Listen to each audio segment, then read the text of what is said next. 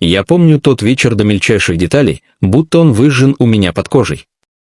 Кухня была залита желтым светом лампы, на столе жирные тарелки, салаты, бутылки. Его родня пришла в гости, без предупреждения, как всегда. Я стояла у плиты, помешивая суп, потому что знала, если не накрою, будет скандал. «Эй, свинья, садись с нами!»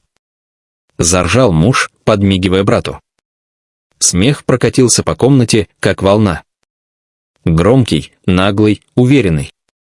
Я обернулась, сжимая ложку так, что побелели пальцы.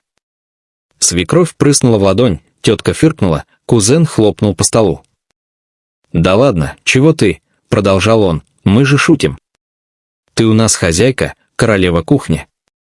Я знала этот тон. Сначала шутки, потом приказы, потом унижение. И все это под соусом, мы же семья. Я поставила кастрюлю на подставку, молча села на край стула. Внутри что-то дрожало, но я улыбнулась, выученная, натянутая улыбка. 3 года. 3 года ада. В первый год я думала, что это временно. Что он устал, что у него проблемы на работе, что его родня просто грубоватая, но добрая. Я оправдывала всех, кроме себя. Если он кричит, значит, я не так сказала. Если смеются, значит, я слишком чувствительная. Если толкнул, значит, сама виновата, стояла не там. На 2-й год я перестала спорить. Споры заканчивались разбитой посудой, швырянием вещей, его криком: «Да кому ты нужна, кроме меня?» И я начинала верить. На 3-й год я почти исчезла. Я стала тенью, которая убирает, готовит, стирает, улыбается, когда больно. Я научилась плакать без слез, внутри. «Ты чего такая кислая?» — спросила свекровь, когда я принесла торт. «Людям аппетит портишь». «Простите», автоматически вырвалось у меня. «Вот», — фыркнул муж. «Опять жертву из себя строит». Смех. Я смотрела на их лица и пыталась вспомнить, какой была раньше. Девушка, которая мечтала открыть свое маленькое кафе. Которая любила рисовать по ночам. Которая смеялась громко и не извинялась за это. Эта девушка умерла где-то между кастрюлями и оскорблениями. После того вечера я долго не могла уснуть. Лежала, уставившись в потолок, считая трещины. Он сопел рядом, будто ничего не произошло. Я тихо поднялась, пошла на кухню, села на табурет и вдруг почувствовала, как внутри что-то ломается. Не громко. Не с криком. Тихо. На следующий день я опоздала на работу. Начальница недовольно цокнула языком. «Ты в порядке?» Я хотела сказать «нет». Хотела рассказать все. Но вместо этого улыбнулась. Все хорошо. В обед я пошла в парк, села на лавку и впервые за долгое время позволила себе заплакать. Не тихо, не в подушку, а так, как плачут, когда уже не могут держаться. «Вы в порядке?» — спросил чей-то голос. Я подняла глаза. Передо мной стояла женщина лет 40, в строгом пальто, с теплыми глазами. «Да, то есть нет», — выдохнула я. Она села рядом, не задавая вопросов. Просто сидела. И это было странно, кто-то рядом, кто не смеется, не осуждает, не требует. «Знаете», — сказала она спустя минуту, «иногда жизнь толкает нас так сильно, что мы забываем, кто мы». Я кивнула. Слова будто попали точно в цель. Мы разговорились. Ее звали Ирина. Она оказалась психологом, но не стала лечить меня. Просто слушала. И когда я, заикаясь, рассказала о муже, о его родне, о шутках, она не сказала: «Ну, ты же сама выбрала». Она сказала: «Это насилие. Эмоциональное. И вы не обязаны это терпеть». Слово «насилие» ударило, как пощечина. Я хотела возразить, сказать, что он меня не бьет, что просто характер такой. Но слова застряли. «Если хотите», — добавила она, — «я могу дать вам контакты». Людей, которые помогают. Я взяла визитку. Спрятала в карман, будто что-то запретное. Дома меня ждал привычный ад. «Ты где шлялась?» — рявкнул он. «Ужин где?» Я задержалась. Задержалась она. Передразнил. «Думаешь, я тебе нянька?» Он подошел близко, слишком близко. Я почувствовала запах алкоголя. «Слышишь?» — прошипел он, — «без меня ты ноль». «Поняла». Я посмотрела ему в глаза и впервые не опустила взгляд. «Поняла», — сказала я. Но внутри что-то уже менялось. Маленькая трещина. Я начала копить. Не деньги, смелость. Каждый день по крупице. Я стала замечать, как он манипулирует. Как его родня наслаждается моим унижением. Как я сжимаюсь, как будто становлюсь меньше. И я начала делать маленькие шаги. Открыла новый счет. Втайне. Стала брать подработки. Продала пару своих старых рисунков онлайн, кто-то их купил. Я плакала от счастья. «Ты что, с ума сошла?» — сказал он, когда узнал. «Деньги в семью надо, а не на свои глупости». «Это мои деньги», — тихо ответила я. Он замер. Потом рассмеялся. «Го!» «Слышали?» — крикнул он родне по телефону. «Она теперь свои деньги зарабатывает». Смех, как всегда. Но внутри меня уже жила мысль «я могу». В тот день, когда все изменилось, я снова была на кухне. Опять гости. Опять алкоголь. Опять шутки. «Ну что, свинья», — сказал он, хлопнув меня по плечу, — «давай, показывай, чему научилась». Я опустила тарелки на стол и вдруг почувствовала странное спокойствие. Будто внутри меня кто-то встал в полный рост. «Хватит», — сказала я. Смех оборвался. «Что ты сказала?» — переспросил он. «Хватит», — повторила я, — «со мной так больше нельзя». Наступила тишина. Густая, липкая. А потом раздался стук в дверь. Громкий. Уверенный. И я еще не знала, что этот стук станет началом конца их веселья. Стук в дверь раздался снова, настойчивый, тяжелый, будто кто-то бил не костяшками пальцев, а всей ладонью. Все застыли. Музыка из телефона, бормотавшая фоном, внезапно показалась слишком громкой.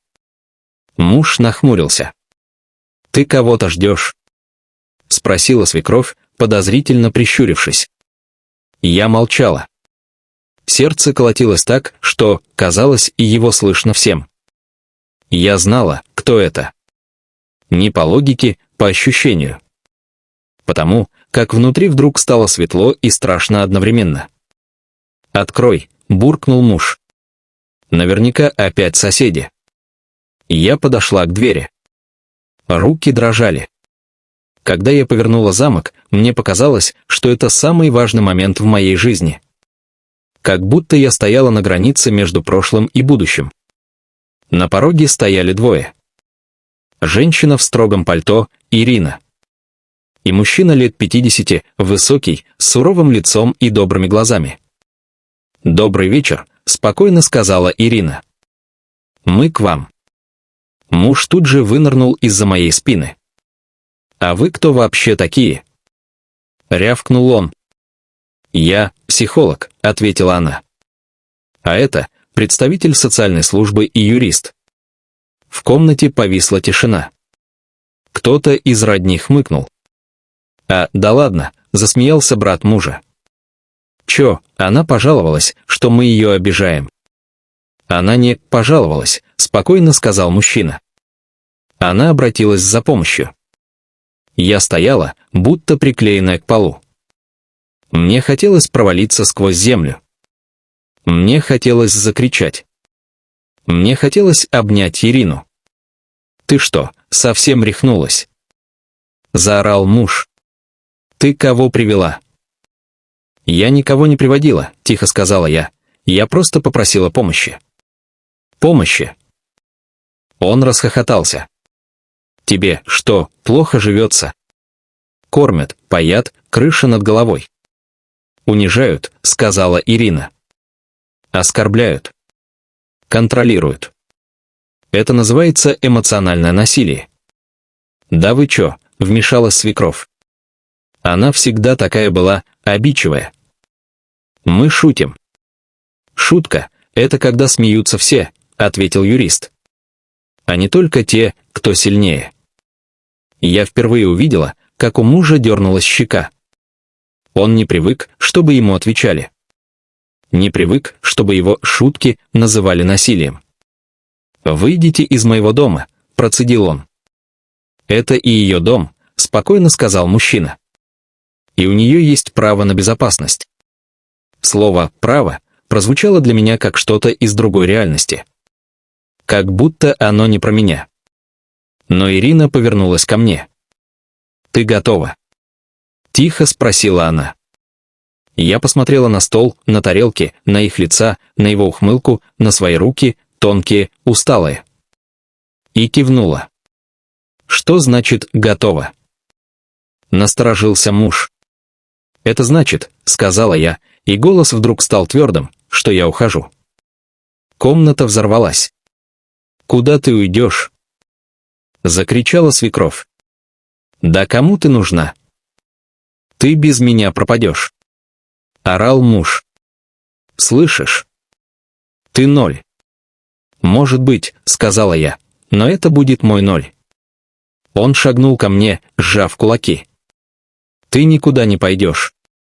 Юрист тут же встал между нами. «Шаг назад», — спокойно сказал он. «Это мой дом. И если вы продолжите», — добавил мужчина, — «мы вызовем полицию».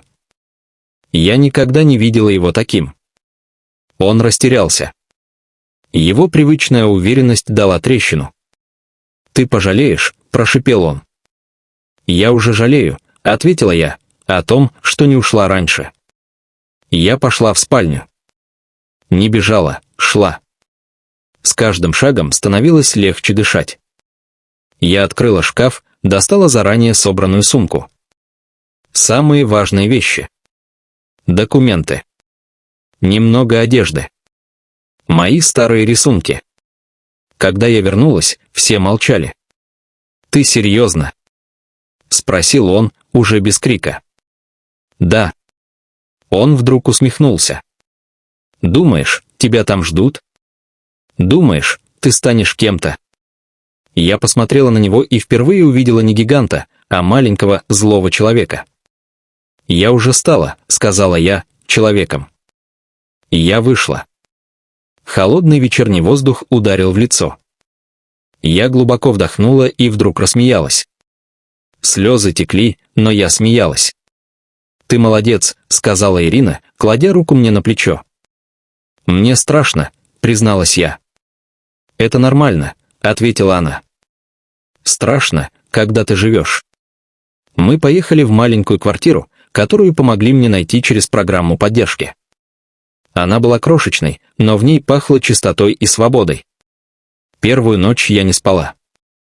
Сидела на полу, завернувшись в плед, и слушала тишину. Никто не кричал. Никто не смеялся надо мной. Никто не приказывал. Через неделю он начал писать. Сначала угрозы. Потом мольбы. Потом снова угрозы. Я не отвечала. Я начала ходить к психологу. Плакала. Злилась. Училась заново говорить «нет». Училась не извиняться за свое существование.